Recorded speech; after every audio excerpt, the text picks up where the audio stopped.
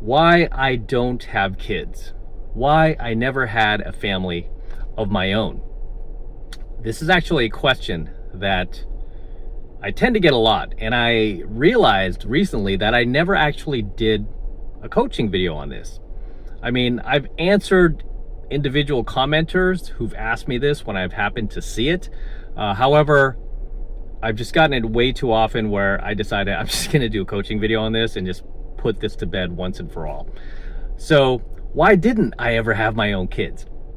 Thing is, you have to understand, I grew up in a two-parent household, right? With both my mom and my dad, and I had brothers and sisters. So I was surrounded by a lot of family. And I did always want to have my own kids. I always wanted to have my own family. You know, watching my dad raise us and just, you know, just admiring him growing up, I wanted to emulate him. I wanted to, you know, basically become a family man, just like him. And what kind of detoured my plans, which was really unexpected, happened when I was around 17, not far away from turning 18. I was close to graduating high school. I remember very vividly, I came home from school and my parents told me something that I was very shocked about, especially my mom, because she was already in her 40s at that time, and early 40s. And they basically told me, my brothers and sisters, that you're gonna have a baby sister, right? First came my little sister, but then like a year later came my little brother, right? They had another one. So, I mean, they had back-to-back kids out of nowhere after not having, I was the youngest for the longest time, by the way. There was a 17-year gap where they didn't have any kids, and suddenly my mom and dad decided to have two more. So at the time, I didn't think much of it. I'm like, oh, okay, this will be pretty interesting, right? I'm gonna have a baby sister, and then, you know, what seemed like less than a year later, I all of a sudden had a baby brother. And I became attached to them very quickly as babies, right? I mean, I'm not someone who was ever really fond of kids anyway, but I mean, I became attached to them, my younger brother and sister. And because there was such a large age gap between us, again, 17, almost 18 years, they looked at me more as a father figure than they did a brother, right? Even to this day, they look at me more as like a father figure, on the same level as my dad, than they do a brother. I mean, same with my other siblings, my older brother and my older sister, right? They look at them the same way, more as parents than siblings, right? Because we're just we're an entire generation apart, right? And like me, my brothers and sisters grew up in the 70s. They grew up in the 90s, right? Which is the time when most of my peers from high school were having their own kids, which is something, again, that I wanted to do for myself. However, I got so wrapped up in helping to raise them and becoming attached to them. I mean, often just volunteering to take them to school, volunteering to help them with their homework, volunteering to take them with me on, you know, trips and vacations and stuff like that, that I really felt like I was raising my own kids almost, even though they were just my siblings, right? I mean, you know, and my older brother and my older sister would say the same thing, but thing with them is they were older than me, so they pretty much had their own children, you know, and I was the youngest, so there was this just, you know, odd period of time where, you know, in the 90s, where I was really just focused on helping to raise them, because both my parents were still working, and, you know, I was just kind of not in any real serious relationship. And I think by them having them almost taking the place subconsciously of needing to have kids, I felt like I was getting the fun of having kids without having to, really like care for them 24/7 and do like the hard parts, right? Like I would just drop them back off at my parents' house and then be off and go do my own thing, right? So I realized at that time there were relationships that could have gone the distance that I probably didn't try as hard anymore, because now I felt like, I was getting the experience of being a dad without having to be a dad, right? Because they're just my brother and sister. So there were relationships I had that, had they not come along, maybe I would have married, a few of these girls and had our own family, right? Because not all the girls I dated were terrible, like my ex from 2006 or 2000 or anything like that. I mean, I did date a few girls that were great, that that are still in my life today. I mean, just at least as friends, that I see that it would have been fine if we had our own family. But for people who always ask me, why didn't you have your own kids?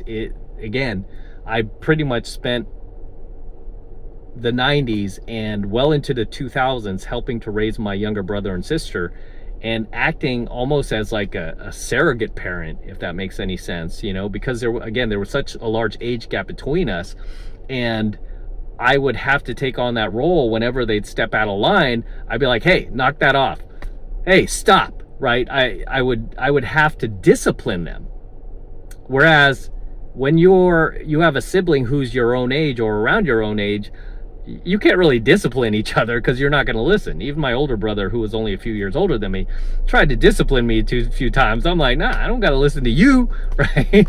We're like the same age, right? But when there's this giant gap, you have more authority, and they were afraid of me that way, right? To this day, these kids are now, my younger brother and sister are now in their early 30s, and to this day, they have a little bit of that, like, fear that you would a father figure, just because of the large gap, right? And they feel the same way with my older brother and my older sister, right?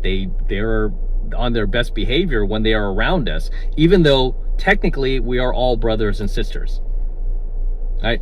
However, going back to why I didn't have my own kids, I mean, you see where this is headed. Throughout the 90s and 2000s, I basically had a large hand in helping to raise them, because I would volunteer constantly to come get them, pick them up, take them out with me, take them to the amusement parks. I took them to baseball games. I took them to football games. I went to all of their school plays. I never missed a single school play. I was there with my video camera. Even my dad wasn't even filming anymore. My mom, like, sometimes she wouldn't even show up to these things because she was over it too. She did all those things with me, my brothers and sisters in the 70s. So this was sort of like, yeah, it was just not expected. And I think my parents were burnt out on being parents by the time they were in their 90s. But guess who wasn't? I wasn't. I was like, oh, this is so cool. I get to do this. And in my head, I was thinking, oh, this will be great practice for when I have my own kids. Not thinking that I was burning myself out, right? I was thinking like, oh man, this will be a good warm up, helping to raise them for when I have my own children, and so, like I said, I went to all of their school functions. I helped them with homework. I helped them, just with anything that a kid would want help with, right? Liking their first, having their first crushes and girls, and because I had one sister, one brother, so helping my brother out with girls, and then helping my sister out with boys, and just, explaining to them, the process of, just being a teenager, growing up, being a teenager, and going through those awkward years, and teaching them how to drive a car. I taught both of them how to drive a car. I taught them how to drive a stick shift. I taught my brother how to play sports. I was a quarterback. I taught him how to throw a football, a baseball, you name it. He ended up playing sports himself. He ended up becoming a quarterback just like me. We had two very different careers. I think a lot of his reasoning for playing football was, because of me. I mean, I got him into cars. I just, there's so much. I took them to movies constantly, right? I mean, I took them to very cool movies too. I shared all of my favorite movies growing up, and so by the time they were becoming adults themselves, when they were getting ready to graduate high school and go off to college, I was pretty burnt out, and all of a sudden I just did not have any desire to have my own kids anymore. I felt like I already did it, and unintentionally felt like I've already been there, already done that. And did I ever have to change diapers or anything? No, I left that to my parents. I mean, again, that was probably the good part, was a lot of times I was able to just drop them off when they became a little too much, or anything like that. But I mean, I really dedicated my life to them in the 90s and the early 2000s, and just because I love them so much as just my younger brother and sister, but also almost like your own kids, right? Just because there's this generational gap between them, their generation, and me and my first generation siblings, right? And so yeah, when it came time for me to go, okay, well, time to have my own family, it was not something that was a priority anymore, right? It just wasn't a priority anymore. So it's interesting how things worked out around that time, because as they were starting to get older, I got one of my first adult dogs. We had a dog growing up when I was a child, but I didn't really have one as an adult until my late 20s. Maybe, yeah, till around there, somewhere around there. It was around late 90s, early 2000s that I slowly started to adopt my older brother's dog, because he couldn't take care of her anymore. She was this big Doberman, and I was like, okay, I haven't had a dog in a while. This would be great, and my younger brother and sister were starting to get into doing their own thing. And, as teenagers do, you start to have your own life, and you want to, they started to have girlfriend and boyfriend. They want to start spending their time with them. And, if you're a parent, you understand, right? It's like you're not that priority anymore. And that's fine. And that's something I understood, because I had went through that, right? And not even that long before them. And so I was like, yeah, that's cool. And I started hanging out with my dog more, my Doberman at the time. And that kind of kicked off my love of animals. And that kind of just, instead of me focusing on having my own family selfishly and making carbon copies of myself, so I could have my very own children, I didn't feel the need to do that anymore. And I was like, this dog needs a home. I'm going to give this dog a home, right? And I'm going to do that. And my pickup artist career was well off and running, and I wanted to focus on that. My corporate career was doing well. I wanted to focus on my career. I wanted to focus on potentially starting my internet business, which I hadn't done at that time, but the internet was starting to take off, and YouTube was around the corner. And so I just started transferring my focus away from my younger brother and sister and helping to raise them, because they were becoming their own adults now, back onto me, right? I needed to focus on me again, me for once, which I hadn't really since high school, because I've been dedicating my life to these kids. And so yeah, and so when people ask me like, hey, why don't you have your own kids? That's why, right? I don't have any desire to, raise, even if they're my own. I don't have any desire to go through like doing homework all over again, or, teaching them about,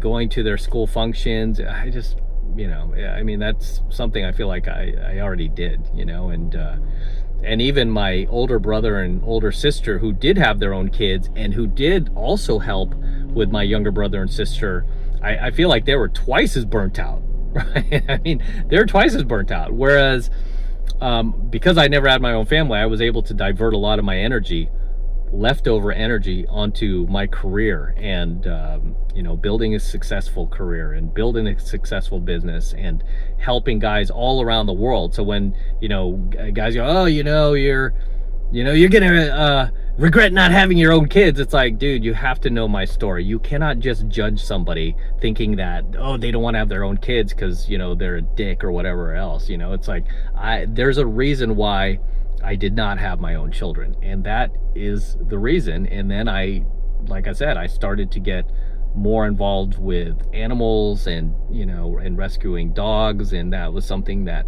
was a direction that I felt like I wanted to go in, because I you know, I didn't need to have my own family anymore.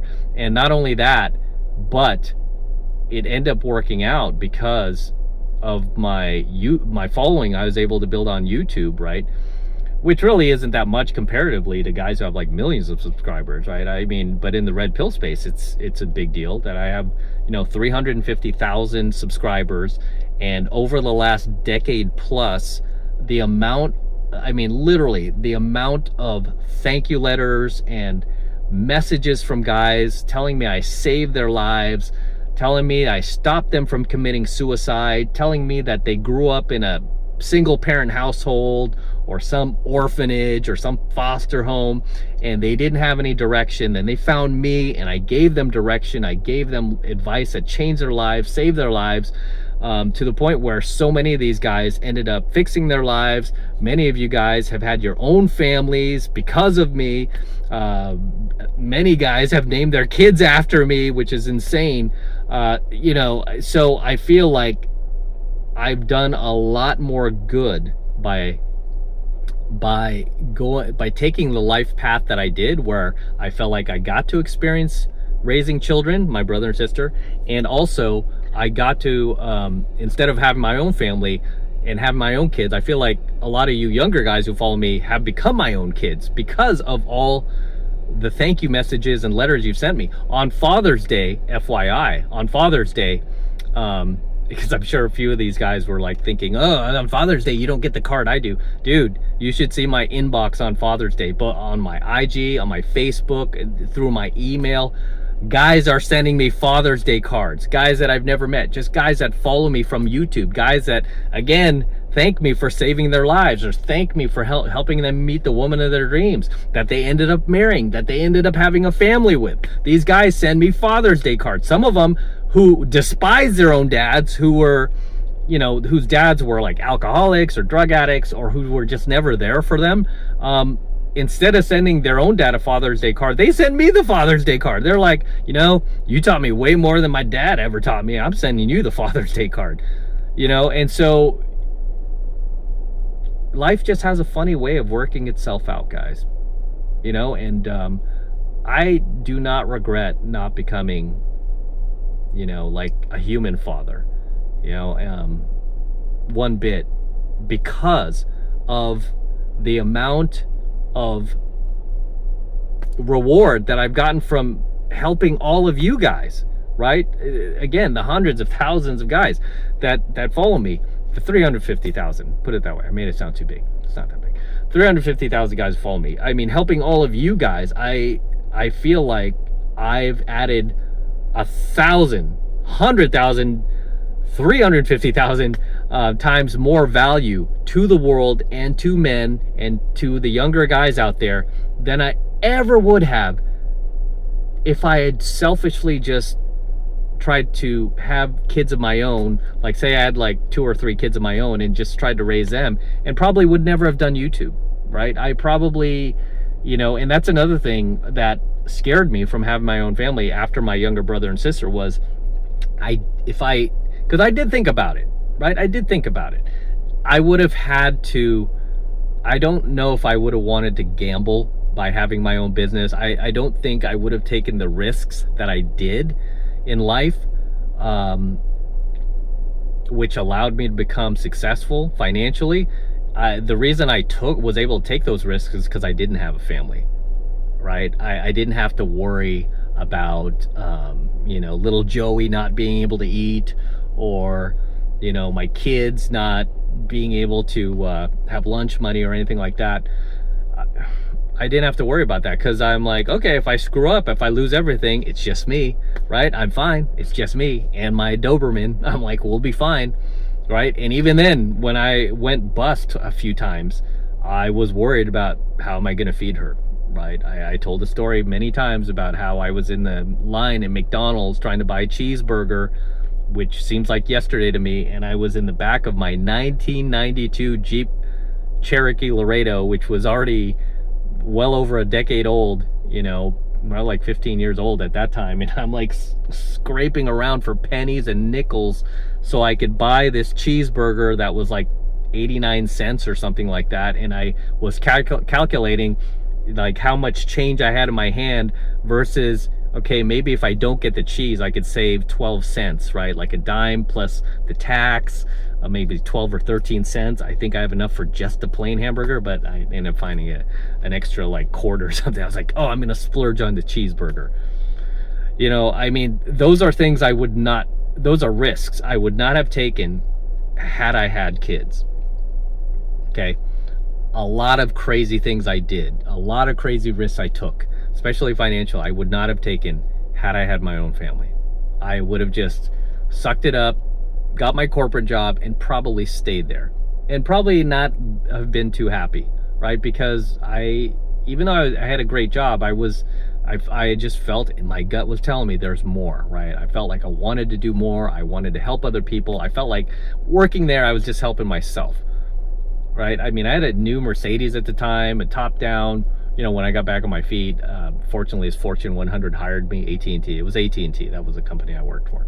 They hired me as an advertising consultant, and that was another story I told about how I hustled to get that job. There were more qualified candidates than me. They did not need to hire me, but I kind of stalked the HR manager after. I sat at the subway where I knew she was getting off the elevator, and I walked her to the BART station and just kind of worked a little of my pickup game on her, and just, you know, hey man, pickup works on everyone, right? So next thing you know, she called me the next day, and she was like, wanted to bring me in for the final interview, which I was pretty sure she was just going to give it to me, you know, and I did. I got it.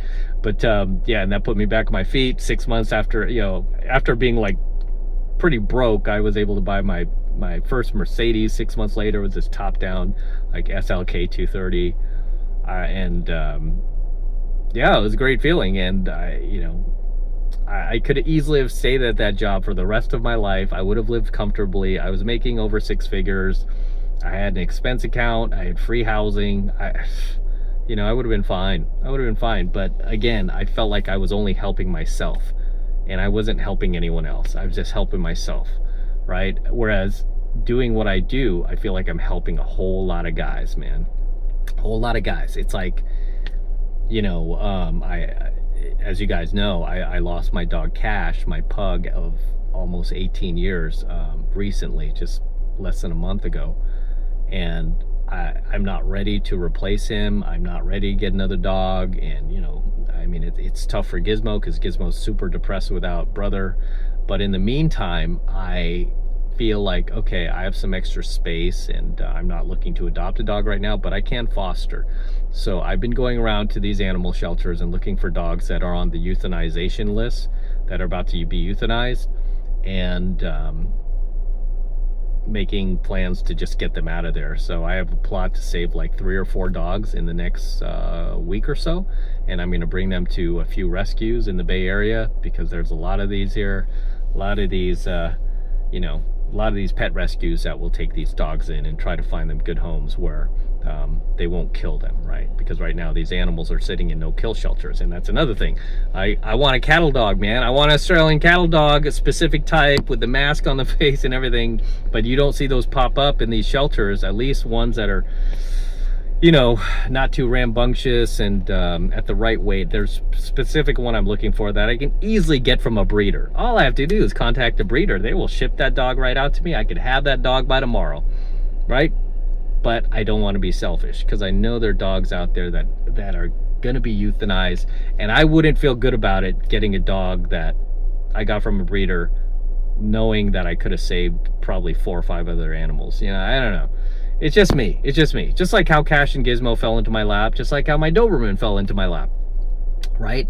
Because I've heard, you know, I mean, yeah, having Cash and Gizmo, I mean, from time to time, there'll be like a guy, like an AMOG, trying to, you know, AMOG and be like, oh, cute dogs, you know, like, oh, why'd you get a bigger dog? You know, get a more ferocious dog. And it's like, okay, dude, you don't get it. I take what I take what God gives me, right? I mean, I think there's a great saying, you don't get the dog you want, or God doesn't give you the dog you want. God gives you the dog you need. All right, so at one time I had a big giant Doberman, scary Doberman. She freaked people out with how big she was. I had a few girlfriends who were afraid of her even, and a lot of people were afraid of her. She was a real sweetheart though. But I mean, that dog fell in my lap because of my brother. Okay, Cash also fell into my lap because my brother couldn't take care of him. Same brother. But I took care of him, right? I took him in because, you know, I didn't want to see him. I wanted him to have a good life, put it that way. Could have got my cattle dog then. I was about to get my cattle dog. My brother, and then my older brother's like, I can't take care of him. You know, he lost his job and he was going through a rough patch. And I just, okay, we'll take the dog, you know? So, you know, and he's my brother. I want to help. So now I'm in a position where I could easily get my cattle dog, right? And, you know, Cash has just passed, but I just, yeah, you get older, you get wiser, you know, and I feel like I need to do the right thing here, right? I want to help. I don't want to be selfish, right? And this is why I didn't have my own kids, right? I just felt like I got to experience that, right? I got to experience the joy of being a parent without having to be a parent. And I felt that I could do more good in the world by, you know, or at least for my family. I didn't know I was going to end up on YouTube and stuff, but I felt like I could help my family because, you know, we didn't really grow up with any money or anything. So I felt like I could really work on my career, get these awesome jobs, make money, and help, right? And that was my whole plan. And before I started my business. So yeah. And yeah, I just had to answer this question. Anyway, I know this video kind of went a little longer than I thought it would, but you know, I tend to get this question a lot, and, you know, and it's not always, guys like who ask me this don't always ask nicely, right? I mean, again, it's usually very judgmental, right? And it's usually in a very kind of hurtful way. Like the last time I got this was right when my dog Cash had passed. He just passed away. I did that video on my 33 Secrets channel, honoring him, celebrating his life. Go watch it. It's on my 33 Secrets channel. It's titled The Hardest, Most Difficult Video I've Ever Had to Make, which it was. It was so hard to get through that video without choking up. But I did it because I wanted to celebrate him and share honor him with you guys, because you guys know Cash, always snoring in the background and whatnot. And I wanted to share that with you, that he had passed away that day. And 99.9% of the comments were positive, very respectful, but there's always that one. There's always that one, right? That one that goes, and this is exactly what he said. He said, you know, Matt, whatever he called me, it's time for you to have a real family. It's time for you to stop this dog dad stuff and blah blah blah. Just very judgmental. Like the last time I got this comment, I got it on my Instagram from one guy who was subscribed to me, and he said the similar thing, like, you know, stop pretending to be a parent with these, you know, these dogs, man, have a real family. And it's like, dude, you cannot just judge people like that, right? Because when you judge other people, you're judging yourself, right? Because everybody has a backstory, right? Everybody has a reason for why they ended up where they did, right? And that is my reason for why I didn't have my own kids. Is basically I had my younger brother and sister. I helped raise them literally from birth, like childhood, all the way to adulthood. Even to this day, by the way, they are in their 30s. Even to this day, in their mid 30s, they still reach out to me, ask me for advice, need to talk to me, or just need a shoulder to cry on. And I tell them, just like they would be my own kids, I'm always here for you. I'll always love you. Right?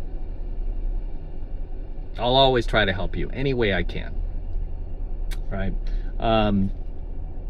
So yeah, and like I said, it worked out. In the end, it worked out because of literally the tens of thousands of guys I've been able to help all around the world, right? With their own, that didn't have dads, that didn't have big brothers, right? If they don't look at me as a father figure, they look at me as a big brother, right? Or both, sometimes both. You know, again, Father's Day, I get Father's Day cards still on Father's Day, right? And also, you know, people have often said, even friends of mine have said, like, who's going to take care of you when you get old? Right? That's another question that comes up a lot. Who's going to take care of you when you get old, man? Just because you have kids, that's no guarantee that they're going to take care of you when they get old, right? And even if I had kids, I would not want to burden them with that. I'm just not that way, right? If they wanted to, great, cool, no problem. If my younger brother and sister want to take care of me when I get old, that's fine. But I don't expect them to, much less do I really want them to. Why? Because I have something called money, right? I can afford the best doctors, the best nurses, the best, you know, staff to take care of me if I'm old and gray, if I make it that far and I can't walk around on my own anymore, can't drive. I have plenty of money. I'm not gonna be like, you know, in a parking lot or somewhere like that and be like, oh my God, no, I don't have kids, who's gonna take care of me? No, I mean, there's always gonna be somebody, right? I mean, you know, I wouldn't want to burden anybody with that I'd feel better, you know, paying a staff to take care of me because they have some incentive. I'm paying them to be there. I'm paying them to do it, right? So yeah, I mean, just because you have kids, that's, you know, you can't expect them to take care of you when you get old. I mean, especially these days, the way kids are, I don't know if I put much faith in them taking care of you when they get older. You know, and a lot of kids that, I mean, I'm old enough where I've seen many of my peers from school that I grew up with have kids that they were phenomenal with, gave these kids everything, sacrificed everything for these kids, loved them with all their heart and soul, and these kids grew up to resent them. These kids grew up to despise them, to throw them under the bus, to, you know, to just being like super entitled and ungrateful. You know, and that's a big difference between dogs and kids, by the way. The older dogs get, the more they love you.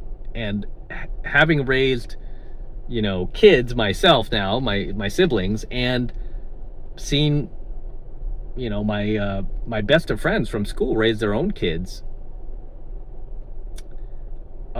many of those kids do grow up to be resentful in some way, shape, or form, right? I mean, there's conditions on their love. Whereas with a dog, the older the dog gets, the more they love you, the more they become attached to you. I mean, really, you know, animals are, you know, especially dogs, I mean, they call them man's best friend for a reason. I mean, they are nothing but pure, unconditional love. They will be there for you. They will never leave your side. They will never get resentful over you. Even if you forget to feed them, which you never should, by the way, you should always leave the dry food out. They will always just love you no matter what, no matter how rich you are, no matter how poor you are. They will love you. All right? They will never try to plot against you. They will never try to sabotage you. They will never say, hey, this isn't enough, screw you, you know. They will just love you more and more and just want to be by your side. You know, it's the first time I really experienced unconditional love was from animals, right? And I had never known, I never realized that. You know, I was trying to find it with girlfriends and, you know, and through family or whatever. But even then, I mean, your family will put conditions on love. If you don't act right, they ain't gonna love you, man, you know? So dogs really are the only animals that will love you, or the only beings really that'll love you unconditionally. I mean, I'm sure there are other animals there. I'm just using them as an example because they're man's best friend. However, that is my reasoning for why I didn't have kids. Sorry this video went so long. If you have any questions, drop them in the comments below, and I will see you in the next one. So until next time, this is Matt Cross from AlphaMaleSecrets signing out here at the Las Vegas Strip. Don't forget to smash that like button, smash the subscribe button, and smash that notification bell for me as well. It helps me out a ton with the YouTube algorithm. And also, if you're not yet subscribed to my channel, AlphaMaleSecrets, make sure you click that subscribe button now so you're notified whenever I release a brand new coaching video here on my AlphaMaleSecrets channel. And for you guys who want to support my work and all of this red pill, gold pill, platinum pill content that I'm teaching you even further, the best way to do that is by becoming a premium subscriber of my premium Alpha Male Secrets channel. And right now it's only $1 for the entire first month of premium Alpha Male Secrets content from me. So take advantage of it. All you need to do is click that link below in my description box. It will take you over to my website where you can get signed up right now. Just takes 2 seconds. And this is the absolute best way to support my work. So do that now, and I will see you in my next coaching video. I'm out, guys. Ooh, look at that.